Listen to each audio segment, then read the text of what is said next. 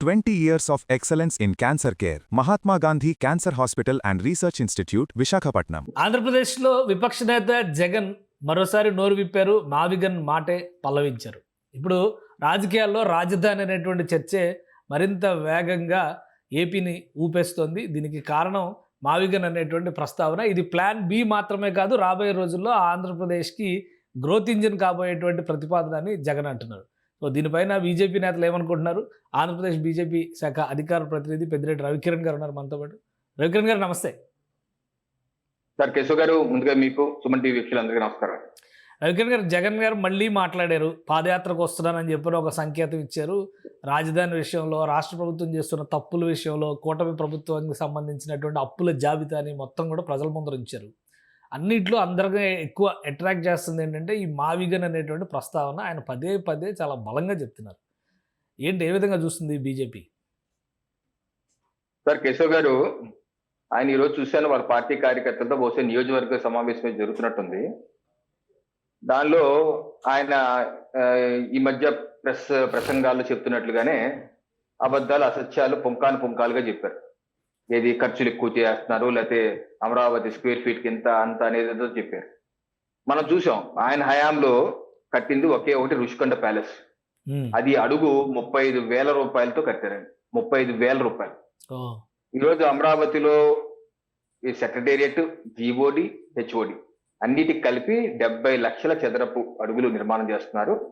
దానికి అడుగు 7,000 రూపాయలు, 6,980 ఎంత ఉంది, 7,000 రూపాయలు ఖర్చు చేస్తున్నారు. దాన్ని ఆయన తప్పుడు లెక్క చెప్తూ 11,000 నుంచి 14,000 అని, ఇది 11,000 నుంచి 14 చూడు ఎంత తేడా ఉంది.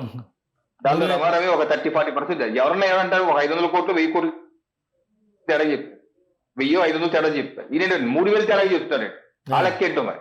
ఇలాగ అబద్ధాలు, అసత్యాలు. అలాగే ఆయన చేసినటువంటి ఒక పిచ్చి ప్రతిపాదన, ఆయన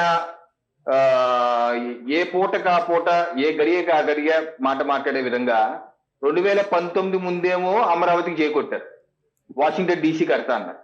2019 తర్వాత ఏమో 3 ప్రాంతాల్లో సమతుల్యం పాటించాలి, వైజాగ్ లో, కర్నూలులో, అలాగే అమరావతి 3 రాజధానులు కావాలి, అదే మంచిది అని చెప్పి అన్నారు. ఈ రోజు ఏమో తూచి అన్ని మర్చిపోండి, ప్లాన్ బి ఇస్తున్నాను, మావిగన్ తీసుకోండి, నేను ఇస్తున్నాను, ఎంజాయ్ అన్నారు ఆయన. అంటే ఆయన ఏది చెప్తే, ఏ పూటలేసి ఏది చెప్తే అది ఫాలో అవ్వాలా? ఈరోజు రాష్ట్ర రాజధానిగా అమరావతిగా పార్లమెంట్ లో అన్ని పార్టీలు, దేశంలో అన్ని పార్టీలు మద్దతిచ్చి అమరావతి రాష్ట్ర రాజధానికి నిర్మాణం చేసుకోండి అని బీఆర్ఎస్, తన మిత్రుడైన బీఆర్ఎస్ పార్టీతో సహా అన్ని పార్టీలు ఒక వేదిక మీదకి వచ్చి మద్దతిస్తే, ఈయనేంటి ఊరంతా ఒక దారి, ఉలిపికారది ఇంకో దారి అన్నట్టుగా, అవన్నీ కాదు, నేను మావిగన్నే. మావిగన్ ఏంటో నాకు అర్థం కాదు. మావిగన్ను, మిచ్చిగన్ను, ఈ యొక్క ప్రతిపాదన మరి మీరు 5 ఏళ్ళు ఎందుకు తీసుకురాలేదు? మీరు ముఖ్యమంత్రిగా 5 ఏళ్ళు ప్రతిపాదన తీసుకొచ్చి అది కట్టేయచ్చు అక్కడ ఏమన్నా.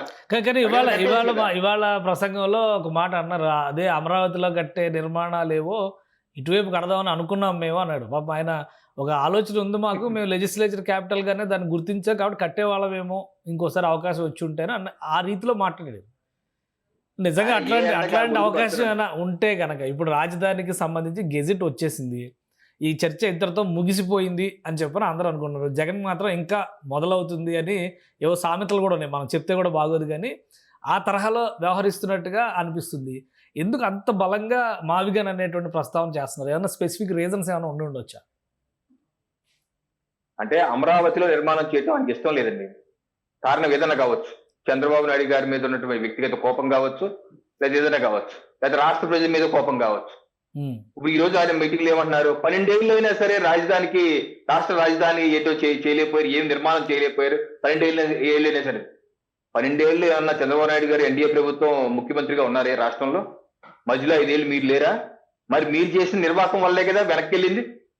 రోడ్లు ఏమి లేవు, డ్రైనేజీలు లేవు, ఇప్పటికి 12 ఏళ్ళు అయినా రోడ్లు లేవు, డ్రైనేజీలు లేవు అంటున్నారు ఆయన. మరి ఉన్న రోడ్లు, డ్రైనేజీ తవ్వేసింది ఎవరు మీ హయాంలో? రోడ్లు తెవ్వుకెళ్ళిపోయారు కదా జగన్మోహన్ రెడ్డి గారు. ఆ రోజు మీరు ఏం చేశారు? ఉన్న రోడ్లు తవ్వుకెళ్ళిపోతే మళ్ళీ ఏటానికి టైం పడతారా లేదా?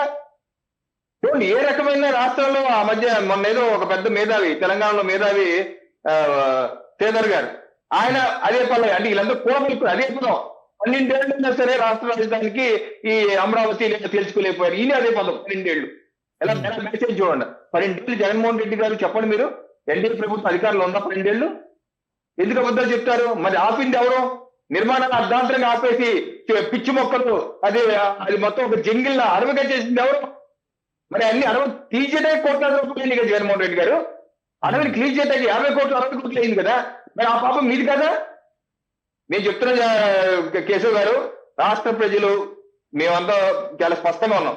జగన్మోహన్ రెడ్డి గారికి రాసి పెట్టుకోండి, 2029 ఎన్నికలకు వెళ్లే లోపు అమరావతి రాజధానిలో మౌలిక వసతులన్నీ పూర్తి చేస్తాం. అలాగే రైతులకు ప్లాట్లు ఇస్తాం, 1 రూపాయలు తీసుకొస్తాం తప్పనిసరిగా. అప్పుడు ఎవరు వచ్చినా ఏమి కదపలేని పరిస్థితిలో తీసుకెళ్తాం. ఎంతసేపు అదే ఇంకో మాట ఆయన ఇంకోటి ఏమంటున్నారంటే, భార్యల మీద ఏబిఎన్ రాధాకృష్ణ గారు ఈ రకమైన వ్యాఖ్యలు చేశారు. ఇది సిగ్గు చేయడు, నేను వస్తే నీ అంత చూలుస్తాను, ఎవరికైనా భార్యలు ఉంటారో అలా చేయొచ్చు, అసలు సభ్య సమాజం సిగ్గుపడతాను. చాలా బాగున్నాయి డైలాగ్ జగన్మోహన్ రెడ్డి గారు. మరి చంద్రబాబు నాయుడు గారి మిసెస్ లోకేష్ గారి యొక్క పుట్టుక గురించి, లోకేష్ గారి తల్లి గురించి మీ పార్టీ నేతలు మీరు శాసనసభలో ఉండంగా ఎటువంటి వ్యాఖ్యలు చేశారు జగన్మోహన్ రెడ్డి గారు? ఆ రోజు మీరు నవ్వుకున్నారు కదా. మరి ఈ రోజు తీవ్రంగా మాట్లాడిన విధంగా ఆ రోజు ఎందుకు మాట్లాడలేదు?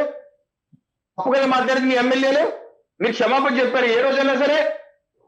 ఆ రోజు నుంచి ఈ రోజు వరకు ఎప్పుడు ఏ ఒక్క రోజు కూడా మీరు క్షమాపణ చెప్పలేదు కదా, మీరు కానీ మీ పార్టీ నేతలు కానీ. మరి బాధ మీ వరకు వస్తేనే అది బాధ, వేరెవరికి బాధ కాదా? సాక్షాత్ మీ చెల్లిని రాయలసీమలో ఒక సభలో మీరు మా చెల్లి చంద్రబాబు నాయుడు గారిని ఇంప్రెస్ చేయటానికి పసుపు చీర కట్టుకెళ్ళింది అన్నారు. ఈ తప్పుడు మాటలు కదా జగన్మోహన్ రెడ్డి గారు? మీ తోడబుట్టిన చెల్లి ఇంప్రెస్ చేయటానికి వెళ్తారా? వెళ్ళారా? చీర కట్టుకుంటారు. మరి ఇది సభ్య సమాజం సిగ్గుపడే మాటలు కదా. అందుకనే సభ్య సమాజం సిగ్గుపట్టు ఇవన్నీ మీ నోట, మీ పార్టీ నేతల నోట రాకూడదు. దెయ్యాలు వేదాలు వల్లించి ఉండదు. ఎందుకంటే మొత్తం ఉన్నటువంటి వ్యవస్థలు ఒక మీడియా సంస్థలు పెట్టుకొని మీ నాయకులు మీ పార్టీ నేతలు మాట్లాడిన భాష, చేసిన తీరు, చేస్తున్న విమర్శలు, అలాగే మీ ఛానల్లో ఇది అమరావతిలో ఉన్నటువంటి మహిళలందరినీ డాష్ అన్నారుగా మీ విశ్లేషకుడు. మరి ఆ రోజు మీ ఛానల్ అధినేత భారతీ రెడ్డి గారు క్షమాపణ చెప్పారా? ఒక మహిళల గురించి ఇలా అంటాం తప్పని చెప్పి క్షమాపణ చెప్పారా?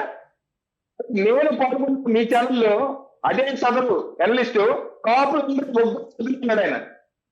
మరి ఆ రోజు వీళ్ళు పట్టుబడి కేసీఆర్ గారు అలా అనకుండా ఉండవలసింది అన్నాడు, కానీ అప్పుడు క్షమాపణ చెప్పారు అన్నారు ఎవరన్నా? భారతీ రెడ్డి గారు క్షమాపణ చెప్పారా? అంటే నేను నిస్సిగ్గుగా మీ ఛానల్ పేపర్ ద్వారా మీ నాయకులందరూ ఎదుటోళ్ళ మీద కుటుంబ సభ్యులు, పవన్ కళ్యాణ్ గారి కుటుంబ సభ్యుల్ని చిన్నపిల్లలు కూడా తిట్టించారు కదండి మీరు. ఆ తిట్టిన వ్యక్తిని ఎప్పుడు అరెస్ట్ చేశారు? మీకు గుంటూరు అతను మీ ప్రభుత్వం అడ్జస్ట్ చేశారు కదా. ఇలా చేసి ఇన్ని చేసేసి మీరు ఈరోజు శ్రీరంగ నీతులు చెప్తున్నారా? విలువల గురించి, విశ్వసనీయత గురించి, సచ్చీలత గురించి, భాష గురించి చెప్పడం నిజంగా చాలా అద్భుతంగా ఉంది జగన్మోహన్ రెడ్డి గారు. ఇప్పటికన్నా సరే మించిపోయింది లేదు. ఇప్పటికన్నా సరే మీకు క్షమాపణ చెప్పండి. చంద్రబాబు నాయుడు గారి మిసెస్ మీద మాట్లాడిన మాటలు మేము బేషరతో క్షమించమని కోరుతున్నాం. లేట్ అయింది అయినా సరే క్షమించని అడగండి. అప్పుడు మీరు చేసేది ఏంటన్నా సరే సార్థకత ఉంటుంది. లేకపోతే జనాలు నవ్విపోతారు కానీ నాకేంటి సిగ్గు అంటే అది మీ ఇష్టం. ఇంకోటి జగన్మోహన్ రెడ్డి గారు పదే చెప్తుంది ఏంటంటే, అప్పులకి సంబంధించి రాష్ట్రం చేస్తున్నటువంటి అప్పులకి, సంక్షేమ పథకాల అమలుకి అసలు పొంతన లేదు, ఈ డబ్బు అంతా ఎక్కడికి పోతుంది అని అంటున్నారు. ఇది జనంలో కూడా ఒక సందేహం నాటేటువంటి ప్రయత్నం జరుగుతుంది అనుకోవచ్చు. అసలు ఏం జరుగుతుంది? 3.5 లక్షల కోట్ల అప్పులు కూటమి ప్రభుత్వం వచ్చిన 2 ఏళ్లలోనే. నిజంగానే ఆ అప్పులకి లెక్కలేదా? జగన్మోహన్ రెడ్డికి ఏదైతే చెప్తున్నారో అది పచ్చి అబద్ధాలండి. ఆయన కానీ ఆయన పేపర్ కానీ రాసే అన్నిచ్చు అబద్ధాలు చెప్తారు. దాంట్లో ఏ ఒక్కటి నిజం ఉండదు. ఇప్పుడు ఇందాక చెప్పాను స్టార్టింగ్, ఋషికొండలో 35,000 రూపాయలతో అడుగు కట్టి ఈ రోజు దాన్ని 14,000తో మేము కడతాం అబద్ధం చెప్తారు. కట్టేది 7,000 రూపాయలు అబద్ధం చెప్తారు. అలాగే ఇది కూడా అంతే. అప్పు తెచ్చింది గత మాసంలో రాష్ట్ర ఆర్థిక మంత్రి గారు చాలా స్పష్టంగా శాసనసభలో, ఆ తర్వాత ప్రెస్ మీట్లు కూడా చెప్పారు. ఇప్పటి వరకు మేము చేసిన అప్పు 1,05,000 కోట్ల రూపాయలు మాత్రమే. ఏదైతే జగన్మోహన్ రెడ్డి చెప్తున్నారో అన్ని అబద్ధాలు. మిగతాది ఏదైతే అమరావతికి తెచ్చారో అప్పు, అది రాష్ట్ర ప్రభుత్వ అప్పులోకి రాదు. అది కేంద్ర ప్రభుత్వం కూడా స్పష్టం చేసింది. అది FRBM లిమిట్ లోకి రాదు, రాష్ట్ర ప్రభుత్వ అప్పులోకి రాదు, అది విడిగా ఉంది. అది కేంద్ర ప్రభుత్వం ఇస్తుంది, దాని రీపే బ్యాక్ నిజంగా జరుగుతుంది. ఈయన చెప్తున్నట్టు 3.5 లక్షల కోట్ల అప్పులు, ఇవన్నీ పచ్చి అబద్ధాలు, గాడి లెక్కలండి. నేను ఒకటే అడుగుతున్నాను, జగన్మోహన్ రెడ్డి గారి హయాంలో అనేకమైన అప్పులు చేశారు కదా, ఆయన కూడా ఇప్పుడు 3 లక్షల కోట్లు 4 వేల. మరి ఇంత చేస్తే మీరు కనీసం రాష్ట్రంలో ఒక్క ప్రాజెక్టు పోలవరం కంప్లీట్ చేశారా? అమరావతిని తట్టడి మట్టి ఎత్తారా? మరి మా ఇళ్ల దగ్గర రోడ్డు గుంటకి మట్టి పోసారు మీరు ఏమన్నా? ఒక రోడ్డు వేశారా? ఒక మట్టి సరైన రోడ్డు చేశారా? ఆఖరికి చిన్నజీవ స్వామి గారు నమ్ముకున్నారు కదా తెలంగాణ నుంచి మీ ప్రభుత్వం గురించి మాట్లాడుతూ. అలాగే మీరు ప్రజల మీద అనేక పన్ను బట్టలు వేశారు. ఇంటి పన్ను పెంచేశారు, చెత్త పన్ను వేశారు, కుళాయికి పన్ను వేస్తారు, అలాగే ఆర్టీసీ ఛార్జీలు పెంచేశారు, పెట్రోల్ డీజిల్ రేట్లు పెంచేశారు, అలాగే రిజిస్ట్రేషన్ ఛార్జీలు పెంచేశారు. మొత్తం అన్ని 4-5 రెట్లు పెంచేశారు కదా మీరు, విద్యుత్ ఛార్జీలు సహా అన్ని పెంచారు కదా. మరి ఇంతలో మీరేం చేశారు? మేమేమైనా పెంచామా? ఈ 22 మాసాల్లో మేమేమన్నా ఏ రేట్ అన్నా సరే మేము పెంచామా? విద్యుత్ రేట్లు కానీ ఏ రేటుగా బస్సు రేటుకి ఏమైనా పెంచామా? ఏ రేటు? మీరు కనీసం ఉద్యోగులు జీతాలు కూడా ఇవ్వలేదు జగన్మోహన్ రెడ్డి గారు. 5వ తారీఖు లోపు ఎప్పుడన్నా ఉద్యోగస్తులకి, ఉద్యోగాల్లో రిటైర్ అయిన పెన్షనర్లకి ఎప్పుడన్నా మీరు ఇచ్చారా పెన్షన్ గారి జీతం? ఈరోజు ఇవ్వట్లేదు మా ప్రభుత్వం, ఇస్తున్నాం కదా.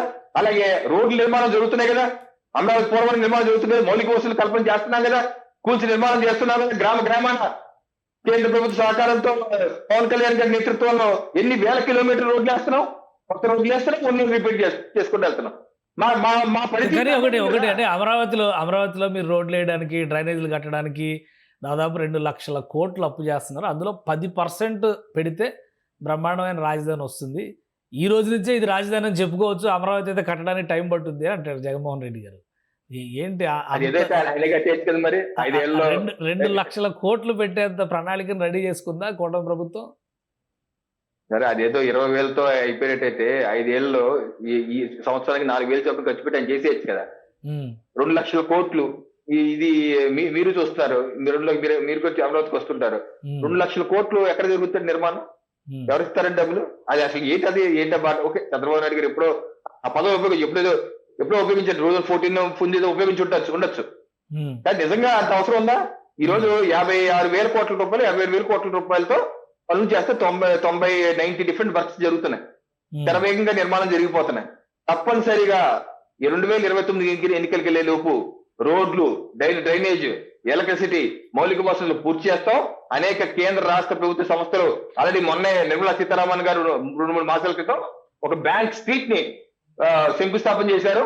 ఆ వర్కులు పూర్తి అయిపోతాయి, సంవత్సరంలో అది కూడా పూర్తి చేస్తాం.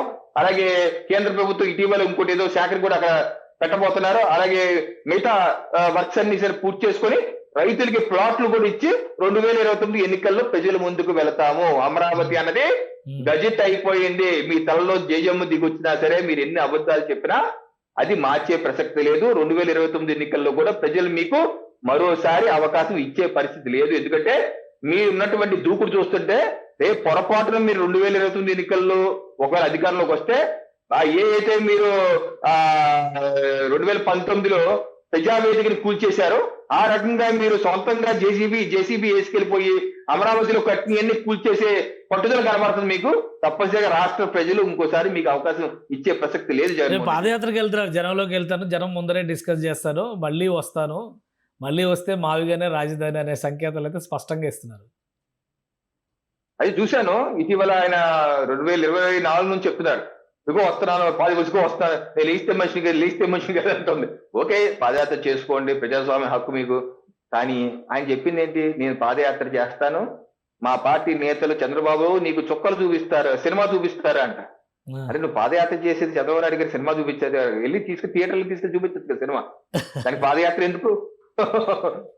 ఆ మధ్య పోలీసులు అన్నారు, పోలీసులు ఈ ప్రభుత్వం ఎంతో కాలం వచ్చేది నా ప్రభుత్వం, మేము వచ్చా నీకు సినిమా చూపిస్తారు. మీకు సినిమాలు ఇంట్రెస్ట్, సినిమాలు యాక్ట్ చేసుకోండి సార్. పోలీసులకు అయిపోయింది, మీడియాకి అయిపోయింది, చంద్రబాబు నాయుడు గారు కూడా చూపించేస్తారు, అందరూ కలిపి చూపిస్తారు.